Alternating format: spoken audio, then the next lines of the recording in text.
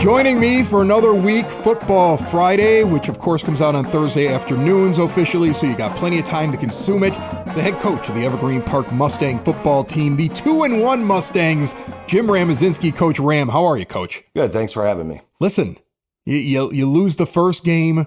I remember you kind of describing it on the show afterwards, and I felt like, just me listening to it. I don't know if you felt this way. But like, you may not have as easy of a time getting wins this year as you were really successful last year. But then I see you get a big win in week 2. And then that's a shootout to begin with. That's 80 points scored in a game against a rival. And you took care of them. You had a big second half. You won it. You're 2-1 now. And you're riding high. How do you feel at this point in the season? We feel pretty good. I mean, it was a nice win on Friday night against Oak Lawn, which is, our biggest rival school. There was a really big crowd there Friday night, which was cool, and it was our first home game. So it was exciting to get out there, get in front of the home crowd, and get a big win in front of a bunch of students, bunch of fans, bunch of parents. It was a good night. Two things. My son went to that game, first off, okay? And he came down to watch it. He was out there visiting a friend, and he went there and watched that game. And he told me, it was a fun game. I mean, he didn't know what to expect. He had never been to one of your games before.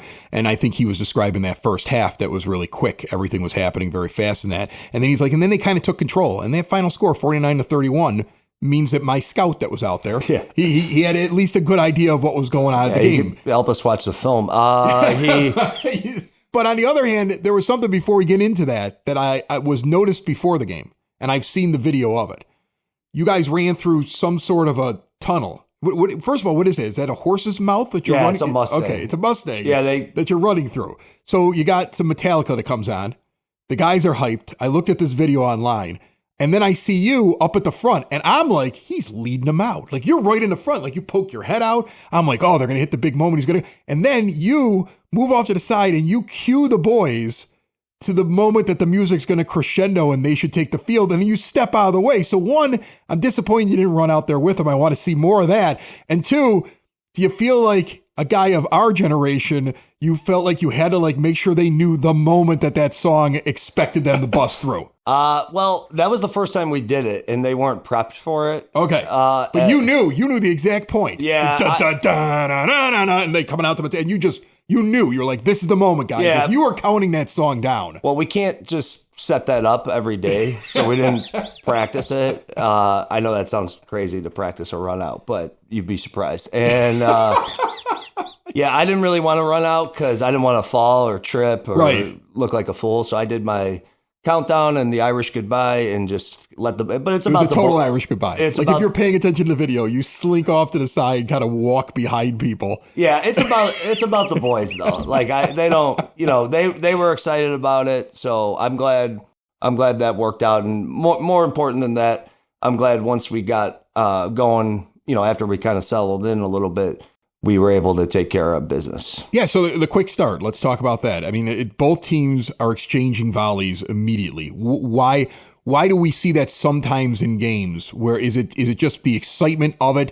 People are missing assignments. People are just not ready to go. We talked about that, the hype early on. Does that happen to both sides early because of that?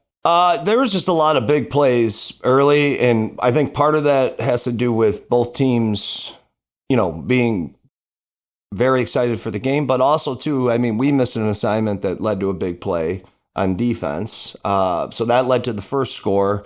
We come back, it's 7-0. We come back. I think we score in 3 or 4 plays.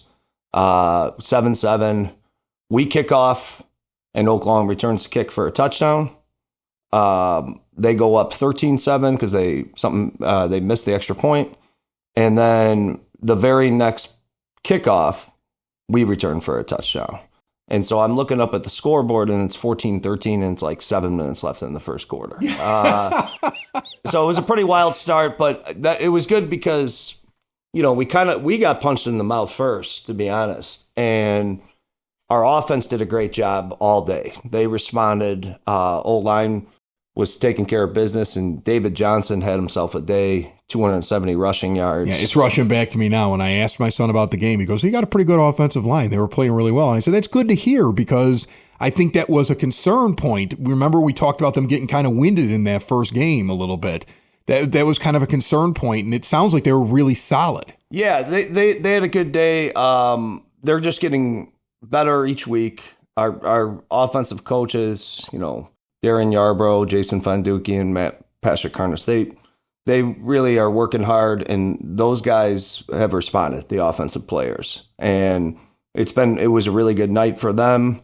And like I said, David getting, 270 yards rushing, averaging over 10 yards a carry, 3 touchdowns. It was great to see him have a big night with the help of his teammates. Did you go run heavy? Like, was it one of the things when you got to the second half and you were like, okay, that was just a little wild at the beginning, we need to slow things down a little bit and take control of the game? Is that something that you think about? Yeah, at one point we had, we were pretty much up the second half we were up by 10 points at least, pretty much the whole half. We went up 24 at one point, and, we had a lead, so we're just running the ball and continue to have success. So why not keep doing it and keep the clock moving?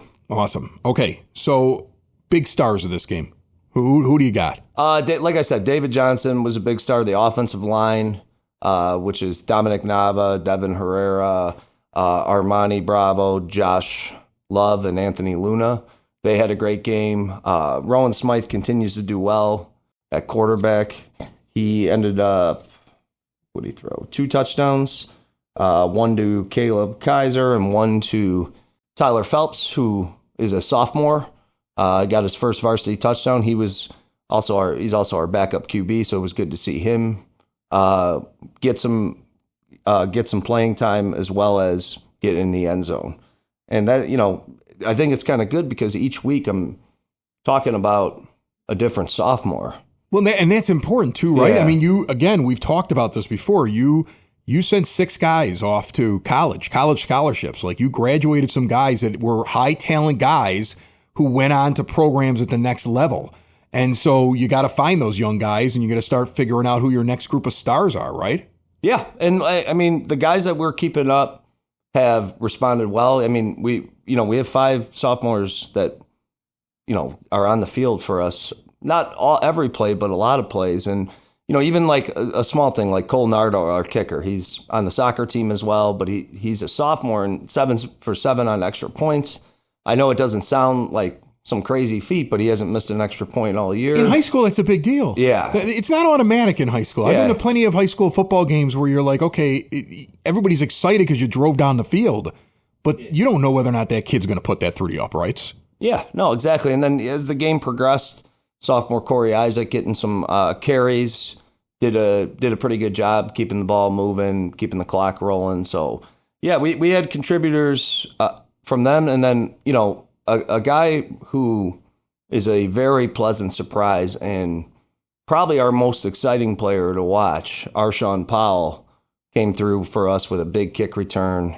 And he's fun to watch. We'll just leave it at that. Kick returns, like, what do you start running down the sidelines? Anytime I watch like a pro football game, college football game, when that starts, the coach instinctively starts running with the player. Do you find yourself running with him in that moment because you're like, holy cow, he's breaking it? I think we already had a sideline warning at that point, and I think it was my fault. Okay. So I had to not stay still. Yeah, I did not. I was definitely excited though. I mean, it was a big play for us to put us up 14-13. And then, after that, we kind of were able to settle in and start playing our game. And, when we got to the second half in the third quarter, game was fairly in hand, and we didn't feel 100% comfortable, but you could kind of slow down a little bit and make sure you just finish the game out with a win. Before we get to your next opponent, talk about that crowd.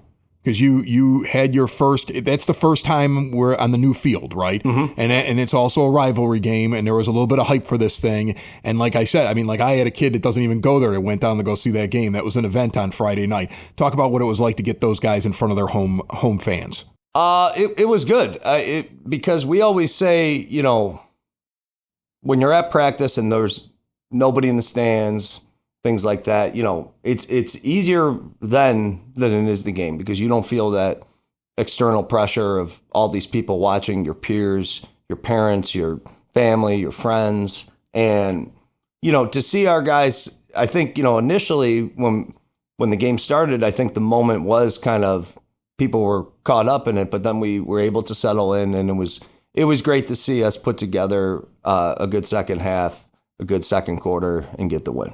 All right, Coach Ram, let's talk about Thornton Fractional North. This is that interesting game that happens every year where you have your conference you're in, there's a mirroring conference on the other side, and this opponent is selected based upon where they finished in their division, essentially. Mm-hmm. So you guys finished second, so you're getting somebody who also finished second last year. So you the level of competition is at least at the same level as you were a year ago. So as you walk into this one, are you both still two strong teams? Are you two teams that have evolved a little bit? You're not exactly sure what you're running up against. How do you look at this team and prepare for them?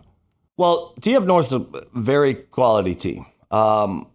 Typically, historically, and I don't know the exact numbers, the SSC Blue, which is TF North's portion of the conference, they've had a lot of success against the SSC Red. So the red teams, us and the teams that we play every year.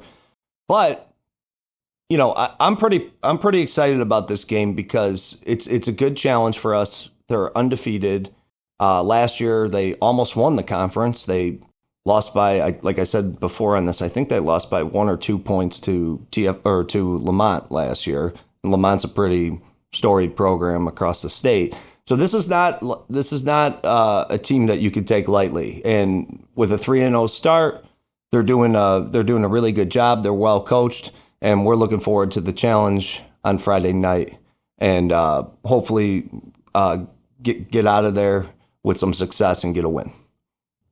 It's hard for me to kind of ask you questions about what type of team it is, right? Because I know that these teams evolve so much, but I've noticed there's some teams that they've got a team and then they've got a couple of stars, or they've got a team and this team is just really well coached and put together in a way where it's more of a team effort what they do, or they're really strong on defense, or they're really good with their run game. If you had to describe TF North in one of those categories, is there one that stands out more to you?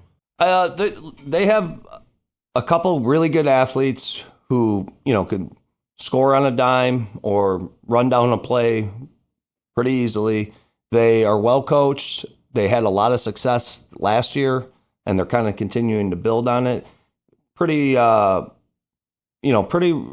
appear to be pretty run heavy, but we'll see what they do on Friday night. But we're definitely excited for the challenge to play a team that has a lot of quality players and is well coached. And when you play a team like that, your line has to be good. And again, it goes back to what was observed on Friday night. The line playing well, seemingly improving. Is that where you're going to have to establish what you're doing early on in this game? Is that the most important thing?